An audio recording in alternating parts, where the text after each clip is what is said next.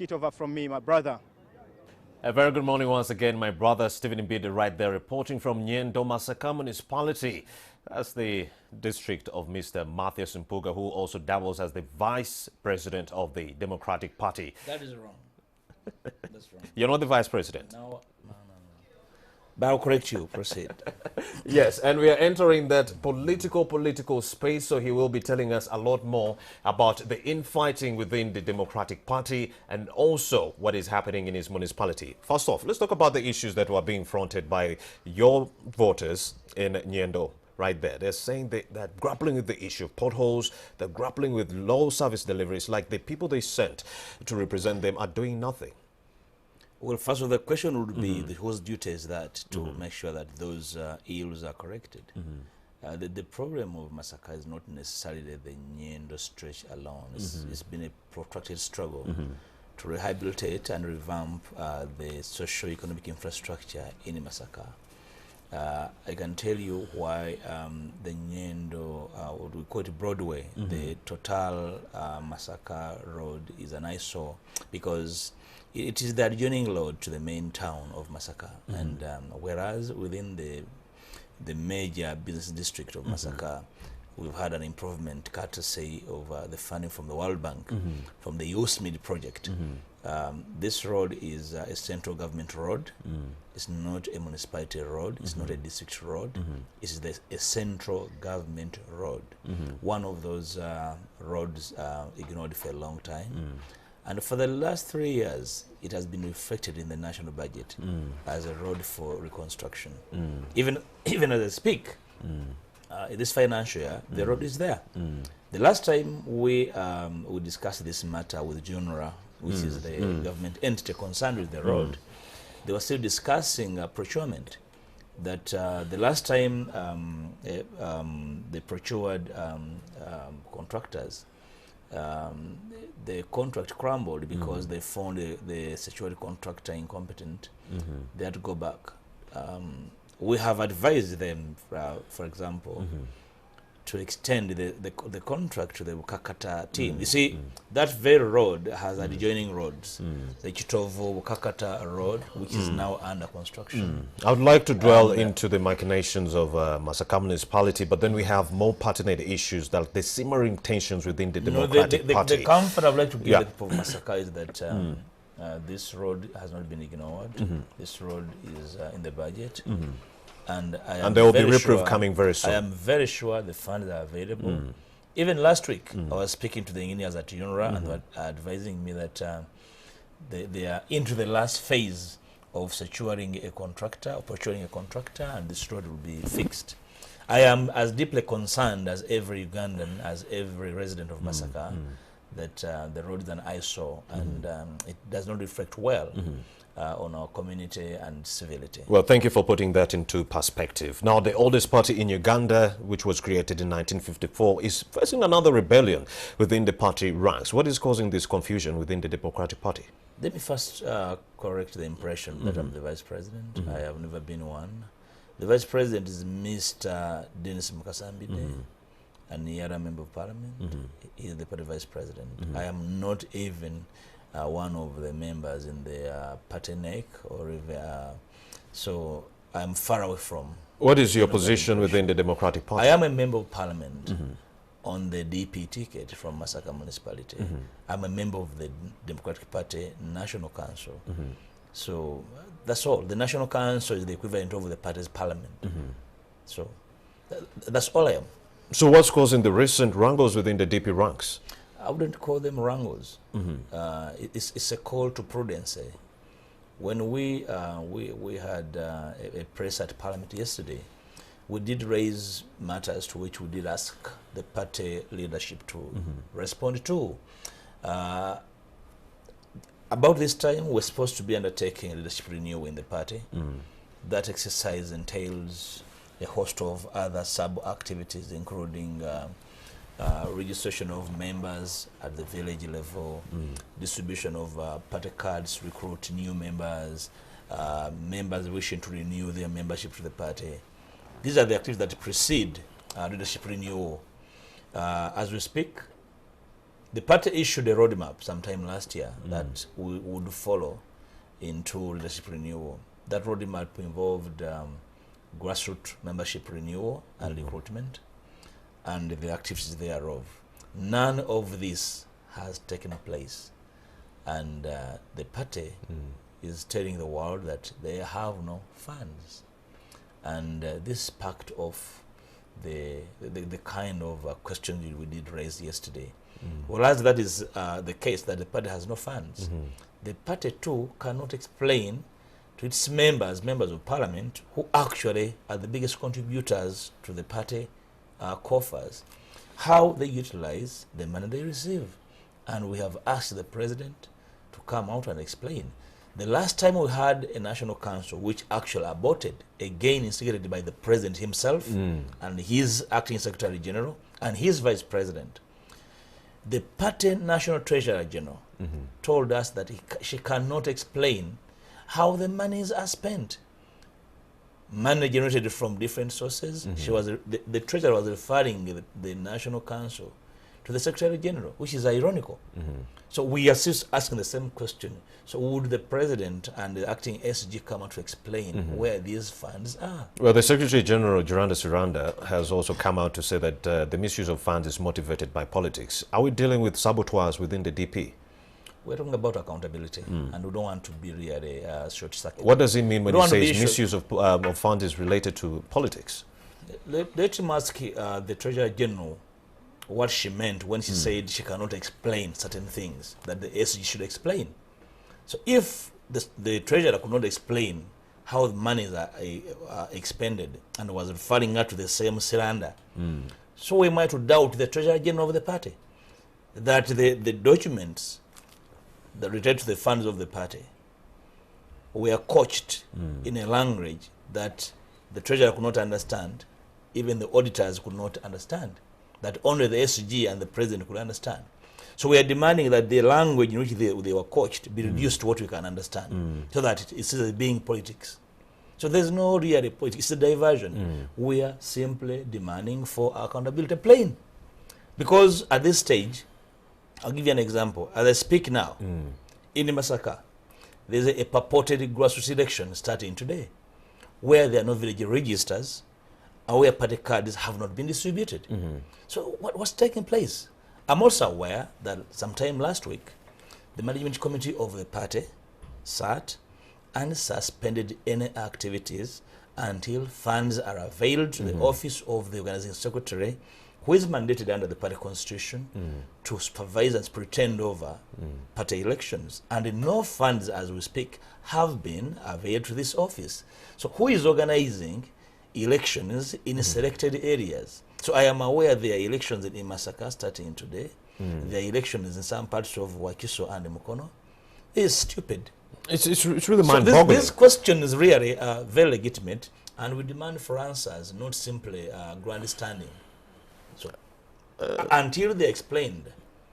So how do you explain the fact that you're organizing partial elections when the entire party structure is supposed to begin these grassroots elections on a single day and have returns in the same period? So it means that purposefully the top party honchos are trying to short-change party membership with a view of struggling to retain their coveted small seats.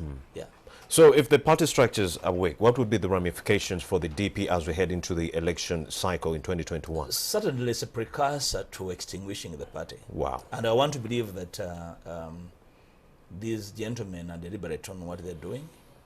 And we started to demand for answers, not any flimsy excuses whatsoever. If you cannot register, retain, and sustain membership, so are you a party? You cannot be a party by proclamation. You must be able to declare and show membership. This is what we are demanding. If you cannot make available party cards, if you cannot make available registers from which membership can be sustained, so who is voting? So these questions are legitimate. I wish you had invited a one Dr. Seranda to come here and water down what we stated yesterday. We will have Siranda come here to actually. Now I want to be here with him. Let him not come here and pontificate because nobody is going to rebut. To rebut his plain statements. You know, let him explain, The treasurer was unequivocal in stating that he cannot explain particular funds. It's the SG. Where on earth did the SG access party funds without the treasurer? So this question must be explained. And he did not, when the Treasurer General did state that, the SG, acting SG, did not come up in that meeting to say anything to the contrary. He simply actually coiled, implying that he's deeply aware of these inconsistencies. Wow, you've not said anything about the President, Norbert Mao, but ahead of the party's delegates conference, the President, Norbert Mao, has been accused of frustrating the grassroots elections. What do you make of that? You see, you're the party president. You preside over the management committee. You preside over NEC meetings. Whatever goes wrong, the buck stops with you. It's simple and clear. President Mao, for some reason, he's in a state of inertia. He's stating on the one hand is that he's mobilizing the country to prepare himself for a possible candidature. But it's only the party that can make you a candidate. This party must, as of necessity and as of law, organize grassroots elections and decide who will be the candidate. Unless Mr. Mao is telling us that he's already a candidate and there will be no elections, and therefore, by being party president currently, it makes him an automatic candidate, which is ironical because the party has not made him one. His mandate, the mandate of the party, as by its constitution, is supposed to be renewed every year. The mandate of Mr. Mao long expired as party president. So he is actually clinging on illegally to the presidency. He's supposed to go back and seek fresh mandate. Or even party members can actually choose another person. So whatever is going wrong, the buck stops with him. So we actually were clearly saying the president and his team must come out and explain all these problems, these inconsistencies, and account to the party members and to the country, because the party has lien to public funds, courtesy of the EC, the Electoral Commission, a subvention that come because out of the fact that we have the Political Organization Act from which parties are funded. So accountability is a must, and we demand of it. We can't demand of accountability from Mr. Museveni and his ruling party when we can't demand of the same from our own, where we sit. We then shall not be the Democratic Party of truth and justice. So the charity begins at home in that regard. And the party Secretary General, Dr. Gerard Siranda, also contains that Mao has not yet come out verifiably to express interest in competing for the same position. Who is likely to succeed him? What's the procedure to follow in case Mao chooses not to vie for the same position? Well, I think Mr. Siranda has a very, very serious, deficit with truthiness. I've been at fora where Mr. Mao has declared his intention, which is not a problem for me. So he's declared so. But it's the right of every bona fide member to seek for election to any office, and it is his right.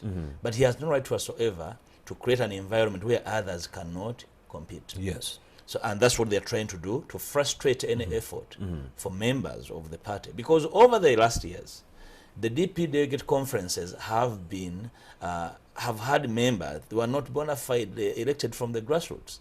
They pick delegates from Arua Park and Owino and take them to the delegates conference to elect them.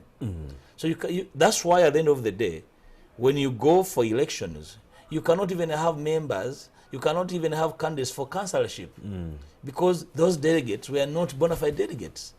Where you have, if you have delegates from Kapirabyong, from Moroto, purporting to be DP members and delegates, how can you fail to raise candidates in various positions? It means these are artificial delegates. So we want a very serious, well-thought, well-organized grassroots elections for the party so that membership is raised and we are able to raise candidates subsequently. This is not taking place. But we are saying, you get funds quarterly. How did you fail to plan for the printing of party cards? You are telling us the party procured a printer some years back. So the party printer cannot print party cards. The party printer cannot print village register. That is a sign of incompetence. That should be a recipe for resignation. But why are we not seeing that happening? Those are the questions which we are seeking. Actually, when we demanded for accountability from the printer, the Treasury clearly said the Secretary General is aware of that. I do not have an accountability. So Mr. Slander is just perjuring, and he knows there's a problem. But because some of these people really have no iota of shame, so they don't think there's a problem. They see no problem. That's why they can hold the party at ransom. They themselves veer away from their own resolutions, like the last management resolution of the party last week, of halting and recording any purported registers, because the individuals had made their own registers, not codified at all, photocopying them, so they were recalled. But the same party leaders, top leaders, like the vice president in Masaka, retained fraudulently procured registers. Wow. So he is conducting an election in a small area, purportedly to be sure that he is safe.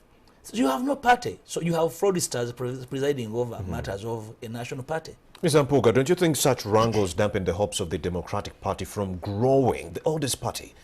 So are we supposed to sweep these problems under the carpet? So what do we do? No, we must call for accountability and clean up. Clean up is the only remedy that will guarantee sustainability of this party, will offer the necessary guarantees to people who look up to the DP as a party of their own. Short of that scares away potential members. We have lots of younger people wishing to join DP. You cannot join a house that cannot account. You can't account for small things. Will you account if you get power? So we are cleaning up early enough so that we get rid of some of these lunch seekers and get serious leaders at the helm of the party. Yes. How are you going to achieve that? We are going to insist. We have the support. These voices you heard yesterday from Parliament have the support, the DP Parliamentary Caucus. Have the support of the membership of the party countrywide and beyond. And these voices were engendered by the outcry from the grassroots. Petitions have come at the headquarters. They are not processing petitions of members, because the petitions are about fraud at the grassroots. They're about inconsistencies. They're not processing them. You had purported suspensions in Masaka by a vice president because there are people who do not support him. So he did suspend them. They were asking questions as to the propriety of what he was doing. So Ms. Ambede acted on an emotional impulse. Yeah, I mean, we all know who Mbide is, and that's why the membership in Masaka the following day held another press and disregarded whatever he did. It is illegal and uncalled for. He's just panicking. He could not go to the grassroots. He could not go to the villages and raise supporters. So he decided to hijack the process, so that without the participation of others he has suspended, he declares himself elected. Yeah, ironical. At the end of the day, I will tell you, you'll have a Mbide as a candidate on a DP ticket. He cannot even garner any serious votes because he's a paper tiger. Mr. Mpuga, do you think there's a brewing double standard within the opposition ranks, not only the Democratic Party, also the FDC, whereby you have opposition strongmen calling on the government and castigating the President Museveni for having stayed in power for too long, but we also continue to see the same opposition strongmen refusing to leave power in their local party structures? What is that? Isn't that a double standard? You know, it's not a question of preaching water and drinking wine. You know, in a party that is in opposition, you surely want to make sure that you keep your best, because your best brings the people to you. I am not aware of anyone wishing to just refuse. That's why we are saying nobody should refuse to bringing your best. Nobody should refuse to leave. You must open up for free and fair grassroots elections. First of all, mobilize membership, sensitize membership, recruit new people in the party, make party cards available. So for 5 years, Mr. Mao and group cannot print party cards. For 5 years at the helm of the party, for Mr. Mao's 10, he cannot mobilize funds to print village registers. My foot. What is he leading? So I believe, of course, we have pretenders that a well-orchestrated national grassroots election must get rid of, which is why they don't want it. I talked about Arua Park and the Owino Market delegates. That's what they're trying to do. And we are saying that is no more. we must get delegates that will go and elect leaders to have come from the grassroots. The last delegates conference decided and directed that the next delegates conference will be in Imbarara. Mr. Mao has declared that that delegates conference will be in Guru. You can read through his lenses. You can really see some disunity within the DP. It's not just disunity, it is a fraud. And this is dampening your hopes of trouncing Mr. Museveni in 2021. It's not a question of trouncing Mr. Museveni. You must seek power when you're organized. You cannot take chaos in power. Mr. Mao is presiding over organized chaos. And this is what we might want to get rid of. Yeah. But it's not only coming to light in 2019 or 2020. Even in 2016, 2015, 2016, the same issues came up from the DP. It seems like every time we enter that election cycle, you come up with these wrangles that disintegrate the party. How best can we resolve this? That is his legacy. You see, when you're a leader, we are accusing Mr. Museveni of botched or stolen elections because he's the president. If you're the president of DP and every other cycle of election in your party, they are marred by irregularities, you are responsible because you have a duty. You owe it to your party members to conduct a free and fair exercise in which they freely choose leaders. If you try to manipulate, because what's going on is that Mr. Mao and his and a cabal he works with are trying to manipulate party elections to cling on to their positions. This is not one of the values of the Democratic Party. You can't pontificate about rule of law, democracy, when you yourself cannot guarantee your members a well-sought, a well-organized, free and fair election. This is what we are demanding of him. We are not requesting, we are demanding because he owes it to us to make sure that the party conducts a free and fair exercise so that people who are elected reflect the will of the membership of the Democratic Party.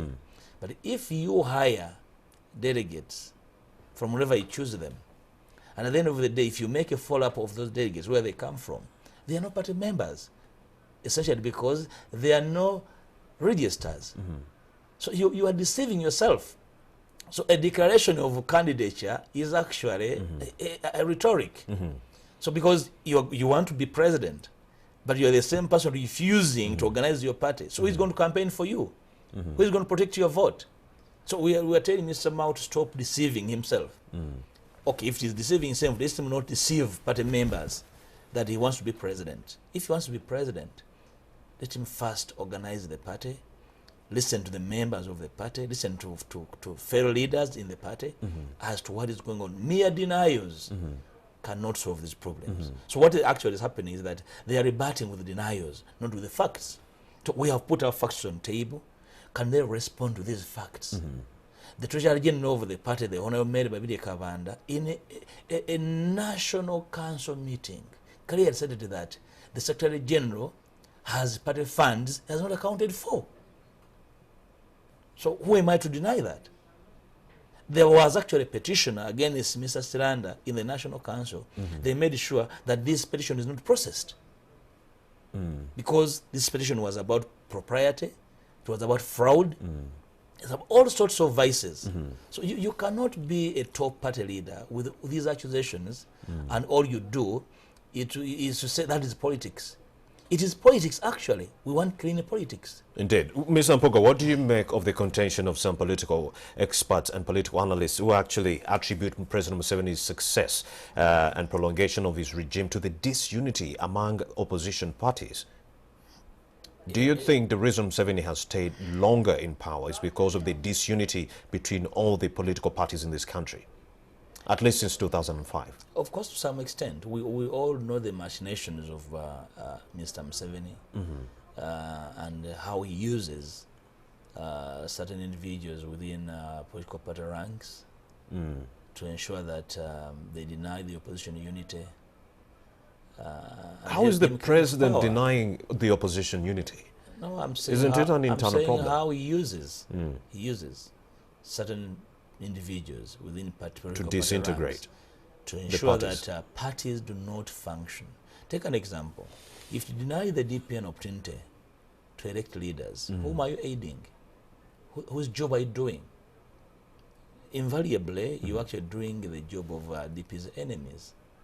When Mr. Museveni declared that there will be no opposition in 2021, I think on hindsight, he was aware that there were individuals he had talked to and they were waiting to help him to make sure these parties do not confront elections organized. I don't want to refer to the leaders of my party, but the way things are going, you actually compared to believe that he was referring to some of them, because the way they are working so hard to make sure that DP is dysfunctional is worrying.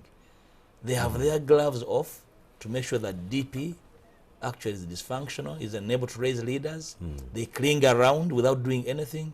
Because for 4 years, Mr. Mao and his cabal had not called a national council meeting for 4 years.